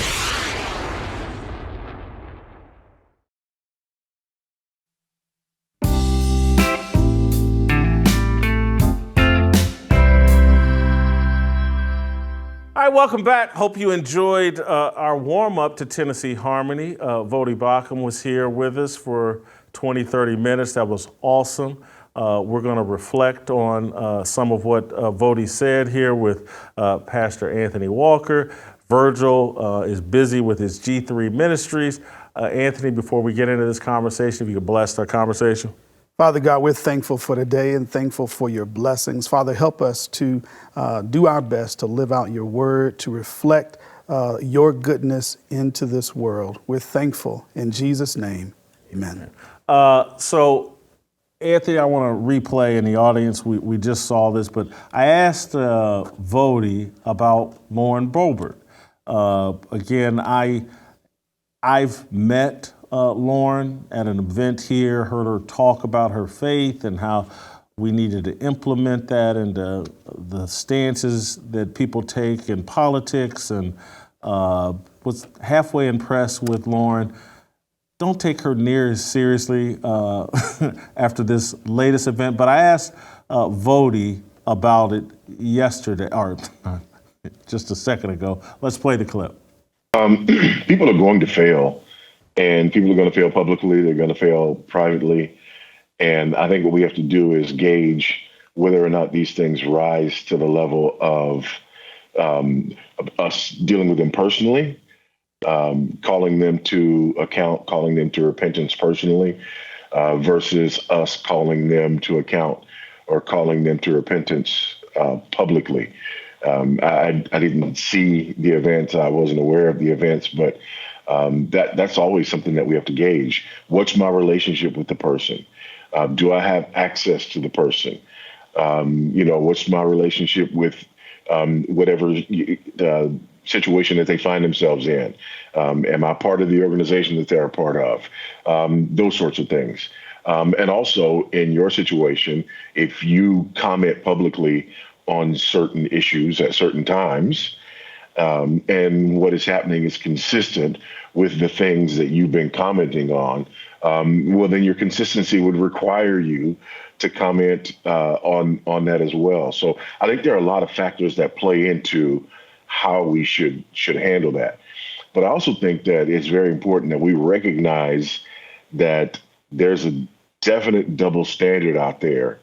And while we ought to be holding ourselves to high standards, we also need to be very wise and make sure that we're not being taken advantage of and used by people who will play that game that says, oh, well, you guys are conservative. These same people who, would never hold themselves or, those on their squad to that standard, sort of poking at us, trying to force our hand because we've identified ourselves as people of morality. So we also got to be really wise and make sure that we're not playing into that game as well. Anthony, and I still need time to unpack what Vodie's saying there. What did you make of that? He's looking at as he pointed out, the consistency in how we deal with those who sin or fail publicly, as he said. As a Christian, Jesus gives us an outline in Matthew chapter 18 in terms of approaching someone personally for the things they've done. If I got to reach to you, if I'm in relationship with you, you do something wrong, etc., hey, I need to come let you know. And he's pointing out sometimes that it can be easy to sit on the outside and just say, hey, this person, you did this, you did this, you did this. And so that's layer one of what he's dealing with. Layer two of what he's dealing with is understanding that, because we're human, we're going to fail in some form or fashion. We're going to fail. How we handle that failure as those who respond to that, how they handle it from a repentant space, that's what makes the difference. And then the last thing that he said is there are people on both sides of this Lauren Boebert situation that are arguing from a place that's disingenuous, like it's not really who you are. So you've got the whole side of folk who may promote LGBTQ, who may promote sexual promiscuity, immorality. They may promote all of that stuff. And because that's what they promote, those who are against that, they say, oh, you shouldn't do, these things because of this moral standard from God's word. But when somebody that aligns with you does those things, now it is, okay, how do you respond? And there are those who are on the conservative side who now come out to say in support of her, hey, I don't care what people do, grown folk do it, that's their business. Well, that's what they've been saying the whole time. Like, man, what two people do in their bedroom.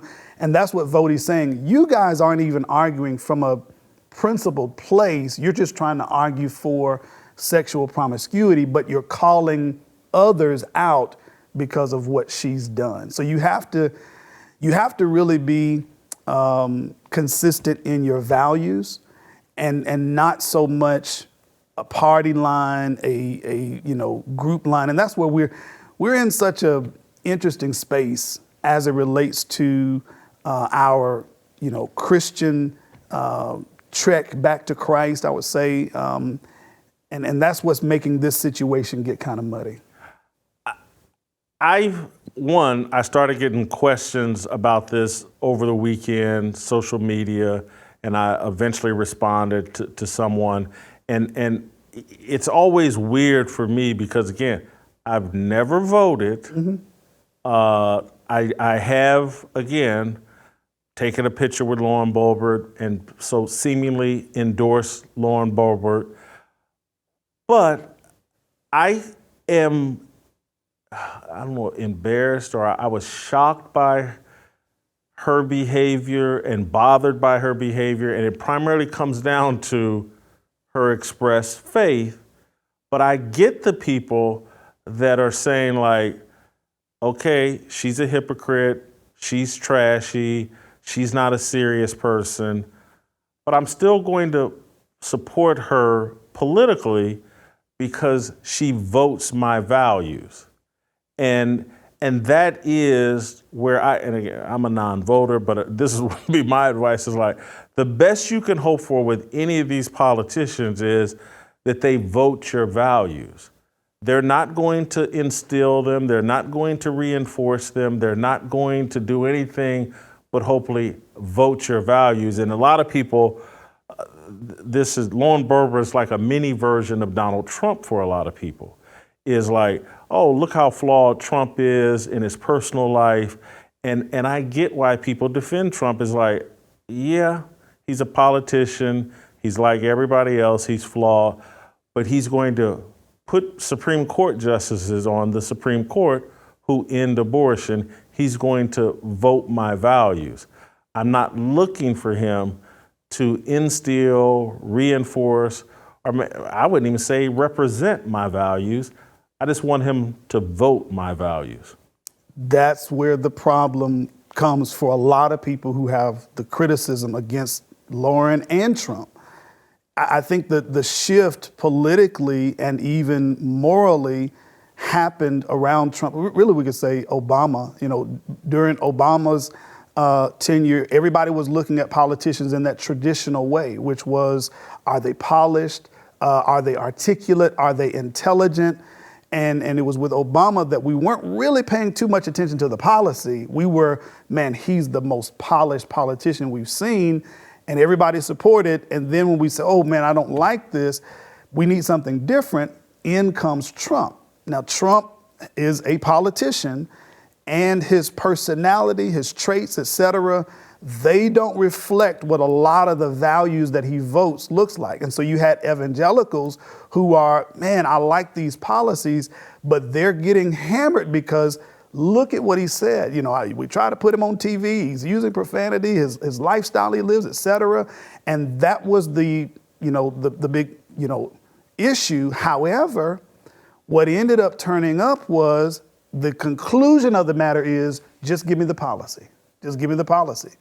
But with that comes people who don't live according to the moral standard and the Christian standard that we say as a nation that we're aspiring to. So it is, why are we going to, condemn this group because of their sexual immorality when these people who vote the way you do or you support, they're not living them out? It's like, okay, which way are we going to stand on that? I guess the position would be, the argument would be like, no, it's up to me to live those values out. It's up to them to vote those values in. Okay. And so it's an easy disconnect for me, because with the other group, let's say, okay, and we'll use, you put Obama on the table. Obama handles himself very professionally. It's all positive. He handles himself exactly how you would want, but he made Pride Month for gays, transgenders, and all that other stuff. And so I don't care that he handles himself and presents himself perfectly. I care that he helped institute and instill in our culture this normalization of Pride Month and transgender issues and all of that. All I really care about is the policy, and then it's up to me to live out those values. I'm not expecting, and again, this is where I ran into trouble with Lauren Boebert, because I fell for her line of crap about a Christian and all that other stuff, where I was like, oh, I'm expecting her to live this out a little bit because she said so. Mm-hmm. I don't think Trump has ever made that promise, and I don't think, and from any of these politicians that don't wear their faith publicly, I just don't have that expectation. And now, again, it's like Lauren Boebert. Politicians, I just don't take seriously. That's why I haven't.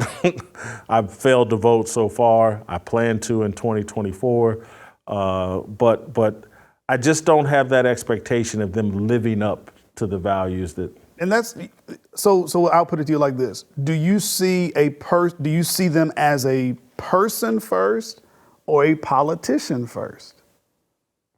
I don't know them as people. Okay. I know them as people that have a vote that empowers policy. That's all I'm interested in. Gotcha. I just, it's nice. And again, it's like I'm at an event and I'm listening to Lauren Boebert talk about Jesus and talking about all this. And I'm like, yeah, that's nice. But, any expectations of her living it out just went out the window. And now I'm back to, what you gonna vote? Are you gonna vote the values that I support? I really don't care what you do in your personal life, because all of them, if all the reports, and some of it's rumor, some of it's fact, but it seems like all of them had some kind of connection to Jeffrey Epstein, and regardless of which side, they're all getting filthy rich with insider trading. And so I'm just only interested in the policy. And again, I wasn't planning to go here, but Hadley told me that, and based on our conversation beforehand, that you were interested in talking Deion Sanders. And this is the same. And so it's like when I go to a coach, and when I go to a teacher, when I go to a minister, and even now it's like the position I put myself in by starting Fearless and Men's Summit and wearing my faith on my sleeve. I do have an expectation of those people to live out their values, particularly publicly.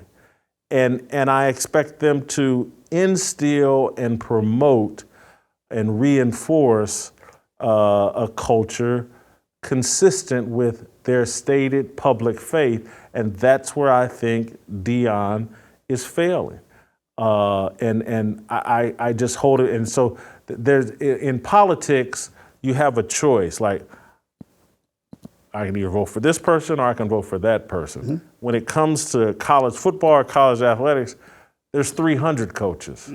And they're all doing something different. And so you got a whole bunch of different choices. And one of the choices, I don't want a coach that's this publicly arrogant and this talking about his faith while bringing every gangster rapper to my football stadium and Key Glock rapping to my kids and his own kids flashing their wealth and privilege in front of other kids' face. I'm just not for that. So you want the coach to, as you said, reinforce and live the values. Instill the values. Yeah. On the hand of politicians, you don't expect them to. I want them to vote the values.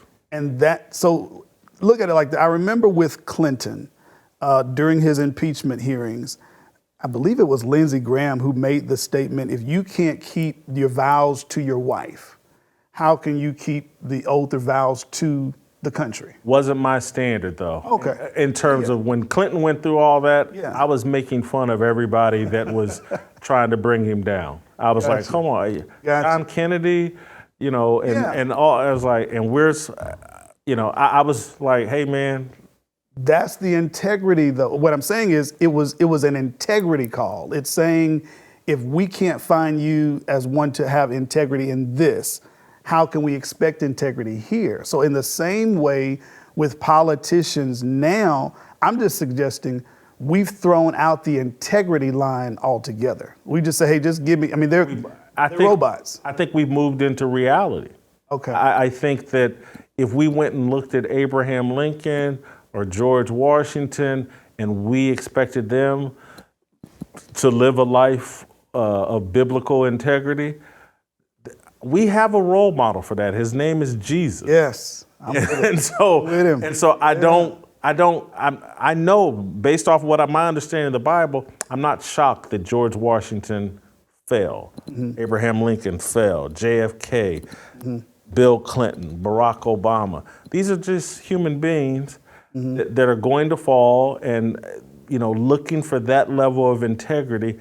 I'm trying to elicit that level of integrity from myself, and it is a struggle. Yeah. And so that's where the issue, I think when you look at somebody like Deion, though, that's where your issue is for him as a coach. He may have those same issues, those same, hey, I'm struggling with this, et cetera. Oh, he's definitely, Yeah, he's struggling with that.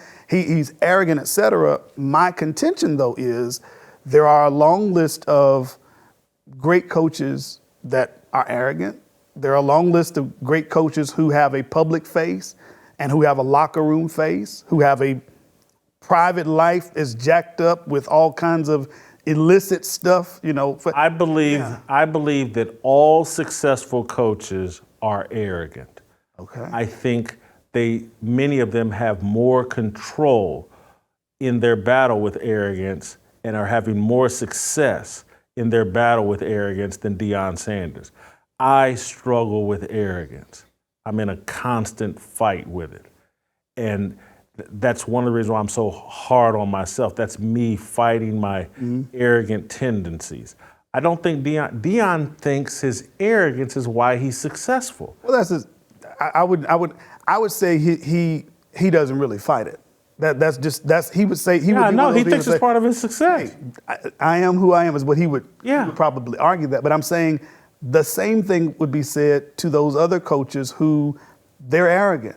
They're what's his name? Rex Ryan, who's making. But I'm saying in some people's eyes, Nick Saban. In some people's eyes, he's the greatest college coach, etc. But he's got those issues too. Look, David Reed has a weight problem. Okay. Is it as bad as mine? We both have a weight problem. Yeah. Mine is worse. Yeah. So again, all coaches have an arrogance problem. Gotcha. Some are worse. There's a subjective line, though. There's a subjective line. Objective or subjective? There's a subjective line between this coach is successful in his arrogance. Deion is. Arrogance has nothing to do with success. Oh, no. I'm saying your view towards those coaches would be, yeah, he's a great coach. He happens to be arrogant. Deion, he's just arrogant. He's not. I mean, he hasn't proven anything yet. It's great what he did at Jackson State with far more talent than everybody else. He's won 3 games at the FBS and shouldn't have won the 3rd one. I mean, and again, there's all kinds of players. And do you remember what Charlie Weiss did when he first got to Notre Dame? Yeah. In the kind of contract they gave him? Yeah. Go read what I was writing about Charlie Weiss. So you had a similar perspective. He hadn't done nothing. He just came in with all this. Called him out on it. I was good. Because again, Tyrone Willingham right before him. I wrote a piece. He started out 8-0, and I wrote a piece. It's on ESPN.com. You can still see it. I was like, hold on, man. Y'all gonna give Charlie Weiss this brand new contract after a handful of games? Didn't y'all see what happened with Tyrone Willingham? You didn't rush in to give him a contract, and he started out whatever 8-0 and blah blah blah blah blah blah. This thing could blow. And just I want everybody to keep in mind. I'm cool with Charlie Weiss. We communicate back and forth. I'm not trying to beat up on Charlie Weiss, but I'm just trying to keep it real. Yeah. Charlie Weiss. I've seen many coaches start out 2, 3, 4. I've seen people have put together 2 great seasons. And it's like, let's pump the brakes. Nick Saban, everywhere he shows up, a championship has followed him. He's got 6, 7 championships and blah. It's a whole different animal. And so, again, I'll just go back to David Reed needs to lose some weight. I needs to drop another 15. Yeah. I need to drop another 70. Yeah. And there's arrogance levels. Deion's is at a really high level. He's not fighting it. He thinks it's part of his success. Right. He wants his kids to have that same area. It's very confusing. And I've tried to make the analogy I've seen because I grew up with Jeff George. I've seen guys with insane athletic talent. And trust me, Jeff George is as talented as an athlete that has ever been birthed. The game comes so easy to them. And you can make a bunch of misreads on why you're successful. And that's why Deion thinks my swagger and this the confidence, that's why I'm this all. No, man, you ran a 4.2 40 and you're 6'1", and you had all these other gifts and blah blah blah. It's not your arrogance. And any man that's sitting particularly at 56 that thinks it's the swagger and the gold chains and blah, blah, blah, this is all part of the persona that makes me successful. I would argue, fool's gold. I would argue that he would also suggest that his hard work, his work ethic has contributed to his success. And he holds his team to that standard of hard, like to walk in and dismiss players that went 1-11 and bring his team in that has won something from this to a higher level. We know they're going to be outmatched ultimately in a Power 5 school. We're going to need some more talent.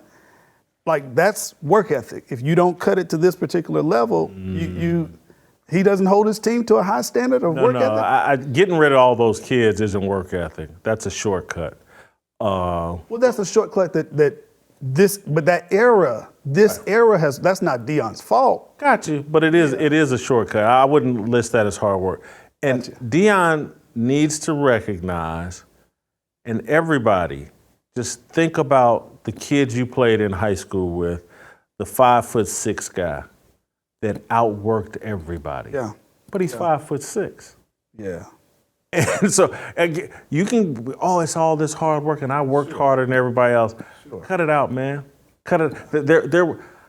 I had a natural strength that had nothing to do with my work ethic. And so I on my football team at Ball State and in high school, I was the strongest guy on the team. I worked pretty hard in the weight room, pretty hard. Mm-hmm. But there were guys that worked much harder than me. But they couldn't compete with me in the weight room. Mm-hmm. It's sometimes you have Jeff George. He worked pretty hard, eventually, and particularly in the pros. But there's guys that outworked him, no question about it. And Deion and a lot of these athletes, Ray Lewis, because he's undersized, that's someone that outworked most of his peers and competitors. Talented too. Very talented too, but undersized, even for outworked most of his peers. Yeah. Deion got to play baseball and football at the same time. Those are gifts, and he needs to drop to his knees and thank God every chance he gets for those gifts he were born with. I'm not saying he didn't work hard at all, but there are people, someone made the football and the NBA, it's a genetics lottery at that level. You separate yourself through your genetics. In high school and little league and maybe at the lower levels of college football, work ethic really, really matters. In the professional ranks, in football and basketball, it's better genetics. It's a genetics to get there, but even amongst pros, the best, the elite from the others, they're the first in practice, last out of practice. I love this guy. This guy and I were friends. Derek Thomas drank and partied more than anybody on the Kansas City Chiefs team. 1 to 5%. There's not that many elite greats who would say, "Oh, I didn't have to practice, I drank and all Lawrence this." Taylor. 1 to 5% of all time. No, I got it. That's where Deion's at, though. Deion is, but not his team. No. He's holding his team to a standard of, he's not holding his team to a do what I do. He even said it. I don't even compare my kids to me. He said they're not going to be me. So he holds them to a standard. I don't think that they would have won any one of those games had you brought in 80 new players who haven't played together and put them on a field. And again, it's coin toss on both of them. On all 3 games, there were coin toss. But how did they? What do you mean? The Nebraska game wasn't a coin toss. They did that game. I'm saying in terms of just, if we're just using talent, no hard work, no. I'm not saying, there's, when we say no hard work, there's not like, hey, I just show up on Saturday and there's guys that practice. Right. Everybody practices, everybody works hard to some degree. Okay. Everybody's putting in work. I'm not saying they're just throwing it out there. Yeah. What I'm saying is like, take everybody last week, and because I was dead right about their game with Colorado State. I remember your prediction. Yeah. This is going to be a 4th quarter game, and Colorado State's going to win, and I should have been dead right on it. and it's because, again, they're not planting the right seeds, and people don't know what they're looking at. Their offensive line isn't very good. Their defensive line isn't very good. Their defense isn't that good. Yep. It's not, and so they got lucky because Colorado State got way too emotional and made a bunch of dumb mistakes. They got lucky. If I watched the Nebraska game, if Nebraska had kicked a field goal and got up 3-0, kicked 2 field goals and got up 6-0, it's a completely different game. The Nebraska quarterback, in my opinion, was I would investigate him for the fumbles and what he was doing. I would investigate him. And so the TCU game, that was I thought they played well against TCU, totally different game. Mm-hmm. Played well against Nebraska, but Nebraska gifted them. But they were going to get smoked going to get beat. Again, that should have been Colorado State should have been up 17 points. They missed some opportunity, but that's football though. That's every game has got some if he had a. But they ended up. They got outplayed. They were out hustled up through the last 2 or 3 minutes of the game. Yeah. But I don't want anybody to. Colorado's not working hard. Yes, they're working hard. Okay. Are they outworking the other team? No. I don't think so. I'm saying about their hard work. You don't win that kind of game without having some resilience and hard work. They're not just coming out there, hey, we arrogant, we're the best team on the. No. They had to play. They won the game because Shedeur Sanders is a baller. Gotcha. He is again. He's like Christian Laettner. Anybody remember the shot Christian Laettner hit against Kentucky? Out of nowhere that no one thought could happen or whatever. Yeah. That's who Shedeur Sanders is. Because Christian Laettner was a baller. And this Shedeur, that's one of my biggest takeaways, like, man, that kid's a baller. He's also a punk that loves to throw his privilege in other kids' face and all that, just like Christian Laettner. But I'm not saying, Shiloh, he's a baller. Deion has taught them how to play, his two sons, how to play the game. Okay. There's no question about that. Has he instilled them with the right attitude? No, I don't think so. And that's the entire team. But anyway, we've gone much longer. Now you got 2 daily doses of Deion today, and we got to go. Cue up some harmony, and we'll see you tomorrow.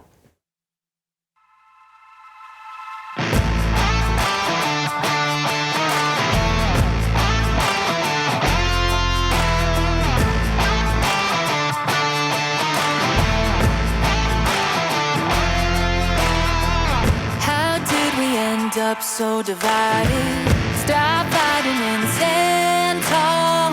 We used to be a nation, one united. Now we're headed for downfall. God, let your light shine down. What we need more than anything now, harmony. Let's make a simple vow. Let's come together now. Harmony. Put all your weapons down. Love one another now. To wake up, choose love, my sister, my brother. See through the lies they tell us. 'Cause together we're so much stronger. God, let your light shine down. What we need more than anything now. Harmony. Let's make a simple vow. Let's come together now. Harmony. Put all your weapons down. Love one another now.